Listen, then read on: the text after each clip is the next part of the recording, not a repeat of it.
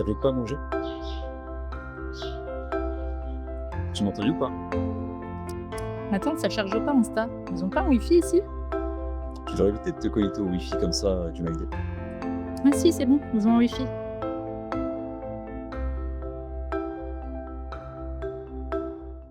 Se connecter au Wi-Fi public est dangereux. Vous avez sûrement déjà entendu cette affirmation et nous allons voir dans cette vidéo si c'est vraiment le cas, et si oui, pourquoi. Les Wi-Fi publics sont présents à peu près partout aujourd'hui, dans les centres commerciaux, dans les gares, dans les aéroports, les hôtels ou même dans votre restaurant préféré. L'intention est plutôt louable, à la base, car il s'agit d'un service souvent proposé gratuitement. Pour comprendre cette légende du Wi-Fi public dangereux, nous allons devoir commencer par comprendre son fonctionnement. Le Wi-Fi est ce que l'on appelle un média partagé, car il utilise le principe d'ondes électromagnétiques pour transférer des informations. Contrairement au réseau filaire, où seuls les participants d'un réseau câblé peuvent prendre part aux échanges, les ondes Wi-Fi peuvent également être captées par n'importe quel équipement se trouvant dans la zone de diffusion. Une analogie permettant de visualiser simplement le fonctionnement et les lacunes du Wi-Fi est celle du son. Cette vision est très simplifiée pour faciliter la compréhension de tout le monde. S'il vous plaît, les pros du Wi-Fi, ne me tapez pas sur les doigts. Imaginez donc Bob et Alice avoir une discussion confidentielle. Ajoutons maintenant une troisième personne, Paul, à côté de Bob et Alice. Même si la discussion est confidentielle entre Bob et Alice, le fait que Paul soit suffisamment proche lui permet d'entendre ce qui se dit, car le son ne se diffuse non seulement entre Bob et Alice, ce qui leur permet de s'entendre, mais également autour d'eux. Dans le cadre du Wi-Fi, on retrouve le même principe. Rien ne m'empêche d'aller au McDonald's et d'écouter les signaux Wi-Fi autour de moi. Bon, par contre, si on s'arrête là, ça paraît quand même assez gros comme faiblesse, quelque chose que l'on utilise tous, chez nous ou au travail. Car oui, ce que l'on vient d'évoquer concerne le Wi-Fi de manière générale, pas seulement les Wi-Fi publics. Alors je vous rassure, il existe bien des moyens pour sécuriser un peu tout ça. Comme on l'a vu, on ne peut pas empêcher quelqu'un d'écouter nos échanges. Par contre, ce qui est possible de faire, c'est de rendre ces échanges incompréhensibles, sauf pour ceux qui participent à ces derniers. C'est un concept que vous avez déjà sûrement entendu parler, le chiffrement. Le chiffrement consiste simplement à transformer une information compréhensible, intelligible, comme une phrase par exemple, en un élément incompréhensible, pouvant être déchiffré uniquement par son ou ses destinataires qui ont connaissance de la méthode utilisée pour le chiffrement.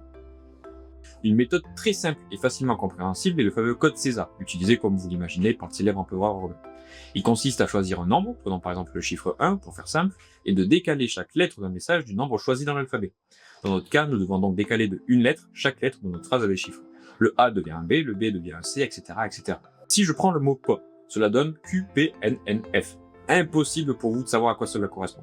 Ou presque, car si vous êtes le destinataire de cette information, vous devez connaître la méthode utilisée, c'est-à-dire le code César, ainsi que ce qu'on appelle une clé, c'est-à-dire le paramètre fluctuant, en l'occurrence, le nombre de lettres à décaler, 1. Il nous reste alors plus qu'à faire la démarche inverse, reculer d'une lettre. Le Q devient un P, le P devient un O, et on retrouve le mot pomme. Cette fois-ci, l'échange entre Bob et Alice était incompréhensible pour quiconque venait à écouter la conversation sans y être invité. L'exemple ici est bien évidemment très simplifié. Les méthodes de chiffrement utilisées aujourd'hui sont bien plus complexes, mais cela permet de comprendre le concept. Nous rentrerons plus en détail sur les méthodes de chiffrement et notamment l'impact de l'informatique quantique dans une prochaine vidéo. Revenons à notre Wi-Fi, et en particulier comment il utilise ce fameux concept de chiffrement. On va pouvoir distinguer plusieurs approches. Tout d'abord, le chiffrement du média, c'est-à-dire le Wi-Fi en lui-même, au niveau physique. Pour vous rassurer, cela est le cas sur votre Wi-Fi chez vous. Vous savez, le fameux mot de passe à rallonge impossible à retenir et que vous cherchez pendant 10 minutes quand vous voulez connecter un appareil. C'est ce qui va servir à chiffrer les échanges entre vos différents équipements et donc à assurer la confidentialité de vos informations. C'est très bien, ça marche, et pour un Wi-Fi public, il n'y a pas de mot de passe. C'est là que nous arrivons à une des raisons principales des risques de sécurité des Wi-Fi publics. Un réseau public ne dispose aujourd'hui pas de chiffrement au niveau du média, comme vous pouvez avoir chez vous. Bonne nouvelle quand même, cela est en train de changer depuis la norme Wi-Fi 6, avec l'introduction de l'OWE. Et cela est encore peu adopté, surtout sur des Wi-Fi publics, et cela nécessite aussi d'avoir des équipements compatibles. Mais ça reste à surveiller. Heureusement, le chiffrement du média n'est pas la seule solution. Avant que l'information soit transmise via le Wi-Fi, il est possible de chiffrer cette dernière. L'acronyme HTTPS, est-ce que ça vous dit quelque chose? Vous l'avez au début de la plupart des URL web. Aujourd'hui, cela signifie que vous utilisez une connexion chiffrée. Ainsi, si vous vous connectez par exemple sur votre banque, vos informations de connexion comme votre mot de passe seront chiffrées avant d'être transmises sur le Wi-Fi. Si vous utilisez par contre une connexion HTTP simple, sans le S, donc non chiffrée, une personne mal intentionnée pourrait écouter les signaux Wi-Fi et récupérer votre mot de passe. Le chiffrement de l'information permet donc de limiter le fait que les Wi-Fi ouverts ne disposent pas de chiffrement. Mais cela va dépendre du fournisseur de l'application, ce dernier devant utiliser un protocole chiffré, comme le HTTPS. Information qui n'est pas toujours vérifiable, notamment lorsque vous utilisez des applications de smartphone qui ne rendent pas forcément visible cette information, comme sur un navigateur web. Bon, on va faire un petit résumé avant d'aller plus loin parce qu'on a quand même vu pas mal de choses.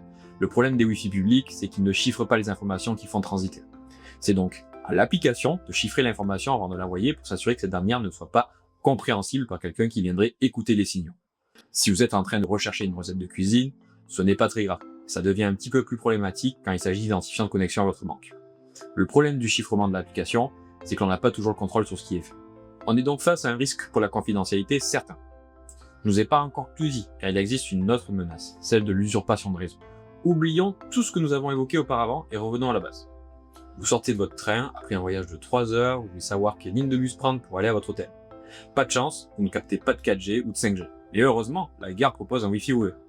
Vous vous connectez en cliquant sur le nom du réseau Wi-Fi, mais attendez 2 secondes. Qui vous dit que ce réseau est bien diffusé par la gare? Le nom semble légitime, mais c'est un peu léger comme preuve. Vous êtes peut-être tombé dans le piège d'une personne mal intentionnée. Ou peut-être pas en fait, et c'est là tout le problème. Vous n'avez quasiment, pour ne pas dire pas, de moyen de vérifier la légitimité du réseau. Les réseaux Wi-Fi ouverts étant par définition ouverts, justement, rien n'empêche quelqu'un de diffuser un réseau avec exactement le même nom. Vous n'aurez aucun moyen de faire la différence. Il existe aujourd'hui des appareils comme celui-ci qui permettent très simplement de faire ce genre d'action et rendent donc ce type d'attaque à la portée de tout le monde. Normalement, là, vous allez me dire, je suis connecté sur l'équipement d'une personne, ça n'a pas l'air terrible, effectivement, mais qu'est-ce que je risque vraiment? L'attaquant va pouvoir manipuler, entre guillemets, vos échanges. Par exemple, il peut vous renvoyer une fausse page Facebook. De l'autre côté, vous n'y verrez rien. Vous rentrez vos identifiants, cela est déjà trop tard. Et pourtant, vous avez tout vérifié. HTTPS, cadenas vert, tout.